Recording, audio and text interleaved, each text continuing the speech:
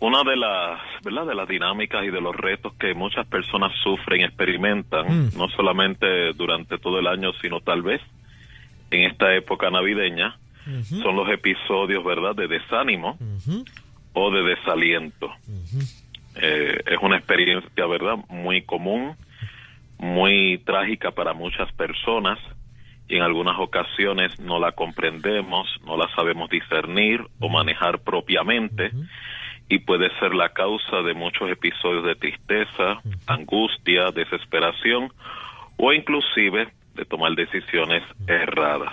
Doctor, eso le pasa, nos pasa a todos. Yo diría que si uno tuviese un metro para medir eso, pues yo soy el rey de los desalentados. Pues no estás solo, ¿verdad?, en ese lugar, porque, ¿verdad?, tanto en la cultura secular como lamentablemente también en la cultura eclesiástica o inclusive religiosa, hay una fuerte tendencia de que somos medidos, ¿verdad?, o nos automedimos como, ¿verdad?, exitosos, como espirituales, muchas veces basado en el desempeño, no necesariamente en descansar en lo que Dios te ha prometido, o inclusive poder estar armonizado con tu realidad humana. ¿Cuál es la diferencia entre desánimo y desaliento? Desánimo es un estado temporal, que significa, ¿verdad?, tal vez las situaciones, circunstancias no ocurren como tú deseas, pero pasas por ese episodio y nuevamente usted se renueva y abraza sus actividades continuas y diarias. El desaliento, usted cae en un hoyo psicológicamente, en un hoyo emocional e inclusive espiritual. Es casi la antesala a lo que se llamaría un episodio depresivo. O sea, que tiene varias etapas, o sea, tiene varios tonos de color, o sea, no es como que uno solo. Correcto, si notas la diferencia en los términos, desánimo es ausencia de ánimo, eso más se refiere a una etapa, un episodio de corta duración. Desaliento es que se te fue la vida, estás decaído, te faltan fuerzas. Entonces, lo importante comprender cuando usted sufre esos episodios, tanto en los retos de vida diaria como en sus aspiraciones espirituales o relación personal con Dios, es que estos episodios son normales que los suframos, tenemos que aprender a gerenciarlos, no importa cuán espiritual usted sea, no será inmune a esos episodios, e inclusive Dios utiliza dichos episodios para poder reorganizarnos a su voluntad o propósito personal en nuestras vidas. Déjeme explicar brevemente cómo opera esto en la psiquis de la persona. Muchas veces la fuente del desánimo y el desaliento en nuestras vidas ocurre porque nuestras expectativas no se cumplen como esperamos. Expectativa es esa película que creamos en nuestra mente de cómo la gente debe ser, cómo las circunstancias deben responder, cómo nuestra familia debe responder. O sea, diseñamos una película mental, cómo las circunstancias e inclusive Dios debe responder a nuestras necesidades. Ese es un episodio que todos experimentamos. Sin embargo, cuando la expectativa no se cumple, no es sorpresa que suframos el segundo episodio, llamado frustración. Y lo interesante de la frustración es que se agudiza, es más agudo, o sea, se va agudizando y pega más, por decirlo así, ¿verdad? Usted usa un término. Correctamente. La frustración es ese episodio, ¿verdad?, psicológico, donde me doy cuenta de que la realidad no responde a como yo quiero. Y muchas veces el Espíritu Santo utiliza esos episodios precisamente para darnos una perspectiva más correcta de quién es Dios y en el mundo en que operamos. Aquí entonces que viene el dilema. Y es la parte de nuestra personalidad. Cuando digo personalidad, ¿qué herramientas usted tiene para manejar dicho episodio o qué herramientas usted carece para enfrentar dicho episodio. O sea, sí. ahí hay un nivel de falta de fe, doctor.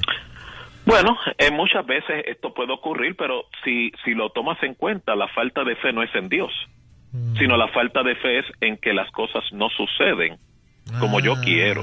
Ok, muy bien, exacto.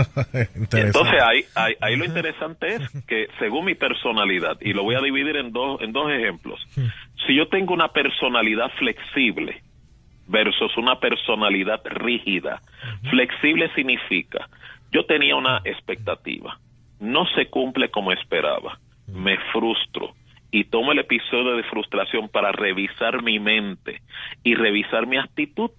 Ese recurso, ese manejo que le di a la frustración me protege del desaliento, me protege del desánimo y aprendo a manejar el mundo real y aprendo a manejar mi relación con Dios de una manera más adecuada. ¿Por qué?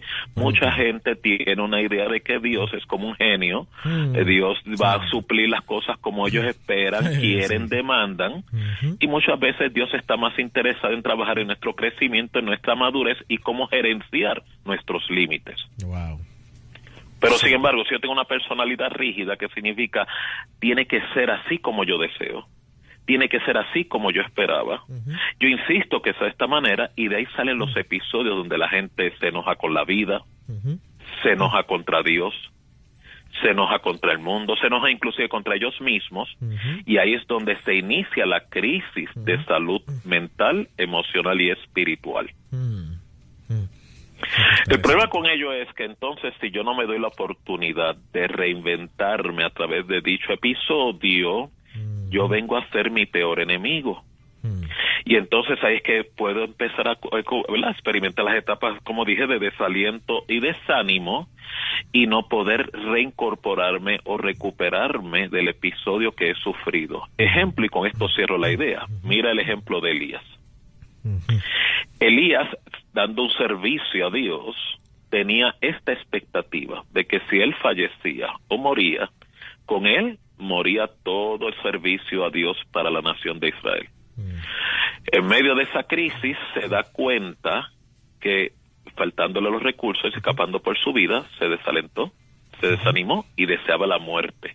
Típico episodio del que sufre depresión. ¿Y cómo Dios lo interviene? Dios no lo juzga, Dios no lo condena, Dios no le señala que te falta fe o te falta compromiso, sino que Dios le ministra, como si lo hubieran internalizado en un hospital. Le da pan, le da agua, le da descanso, porque lo peor del mundo es ministrar a una persona que está descompensada.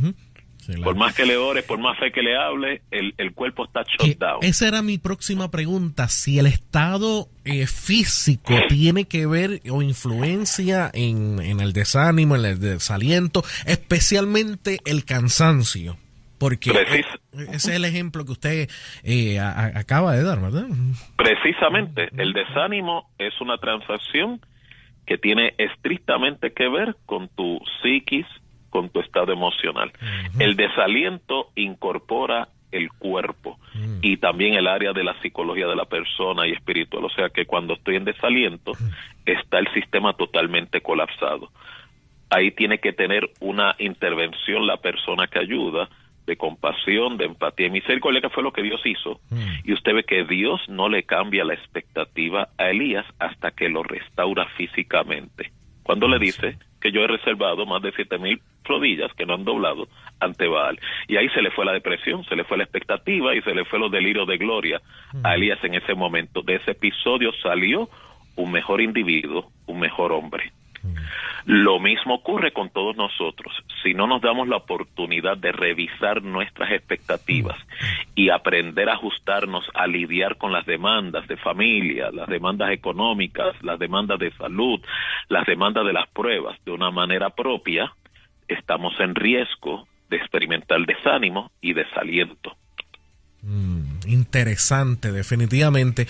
Me encantó eso de que a veces que ponemos la fe donde no va, ¿verdad? Ponemos la fe en que las cosas sucedan como nosotros queramos, y cuando no suceden, de verdad que entonces nos descompensamos, ¿verdad? Ahí viene todo de todo lo que estamos hablando, ¿verdad? El desánimo, el desaliento y todo ese tipo de cosas. Pero es que no tenemos bien ubicado la fe donde deberíamos de tenerlo, ¿cierto?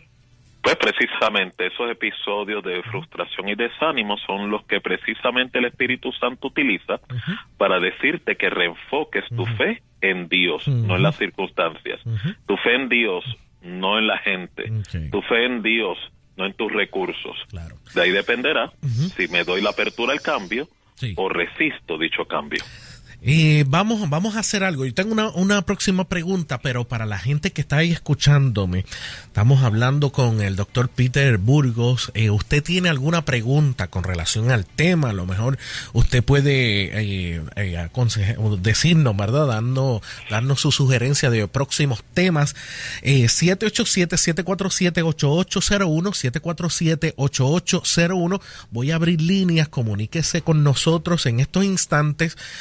Quiero conversar con el público. Usted se siente desanimado, desalentado, pues mire, comuníquese con nosotros. También queremos orar por usted.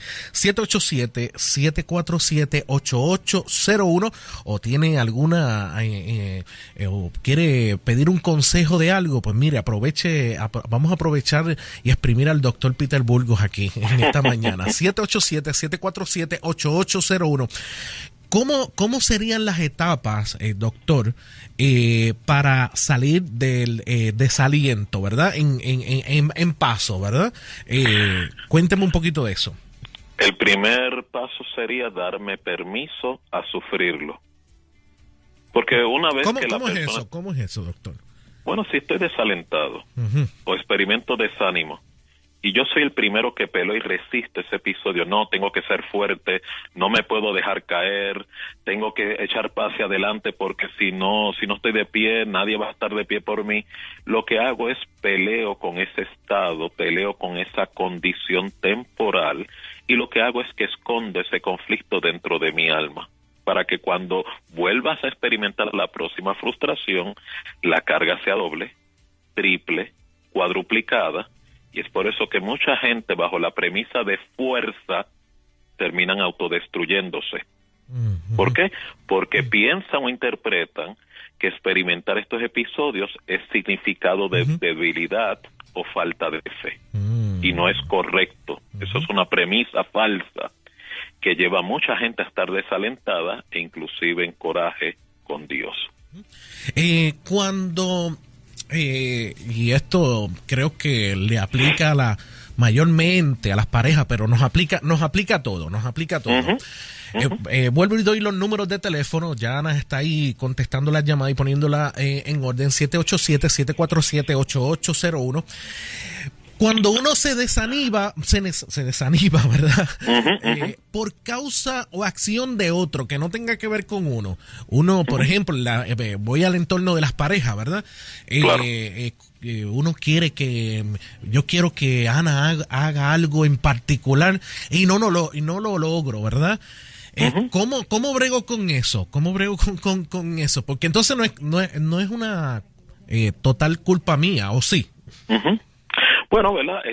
En la dinámica de las relaciones interpersonales o relaciones de pareja, la mejor forma de yo crecer relacionalmente es aprendiendo a relacionarme con la realidad de los recursos que tiene mi pareja y los recursos que yo poseo como individuo. Pues qué mejor cátedra, qué mejor retiro conyugal, qué mejor seminario de matrimonios cuando experimento frustración en mi relación conyugal. En vez de yo enfocarme, me eres estorbo, como en muchas parejas, tú me robas la comunión, me robas la paz, te dejas usar por el diablo y todas esas historias. Me pregunto por qué yo resisto en cambiar a mi cónyuge, porque al final del día, si meditas y tomas y reflexionas en qué está basada la relación conyugal, en lo como Dios lo define, es en amor y respeto. Lo cual significa, si yo aprendo a crecer un poquito más en el amor conyugal y en el respeto conyugal, aunque muchas veces se me hace difícil lidiar con los recursos que tiene mi cónyuge, puedo darle permiso a ser esa persona que sea sin tener que cambiarlo o manipularlo, que es donde está la fuente de muchos conflictos conyugales.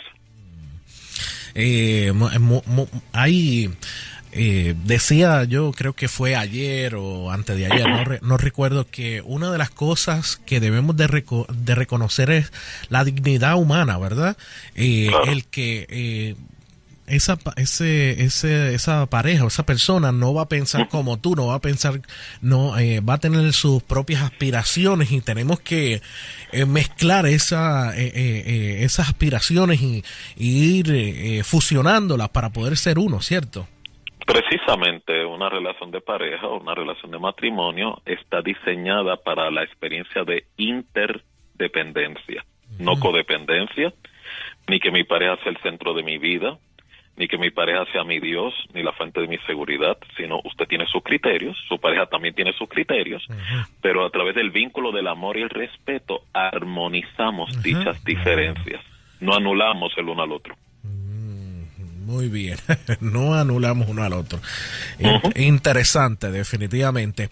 Bueno, tengo acá una sugerencia de algún tema. Bueno, fuera del aire vamos a estar tocando esa sugerencia para dársela al doctor y traerla en otra ocasión. Doctor, ¿cómo podemos detectar, y esta es mi última pregunta acá, cómo podemos detectar que estoy en ese estado? Porque habrá gente que esté pasando por eso sin detectarlo. Es posible. Sí, es posible. A lo mejor están en modo automático. ¿Eso puede ocurrir o no? Sí, es posible. Uno de los típicos síntomas es, ¿verdad?, la desconexión, el aislamiento, el estar retraído, el no, ¿verdad?, el no poder dialogar, estar encerrado en mí mismo. Eso es en las personas más introvertidas. En las personas que son más extrovertidas, irritabilidad, muchos actos de agresividad o de impulsividad.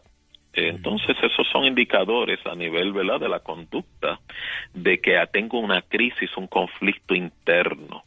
Y entonces bien importante que cuando yo contemple esos episodios, haga reflexión, medite, ¿por qué estoy permitiendo que este malestar me controle? No es malo que lo experimente, lo que no puedo permitir es que me controle, y entonces trate de derribarme en mi funcionamiento como persona.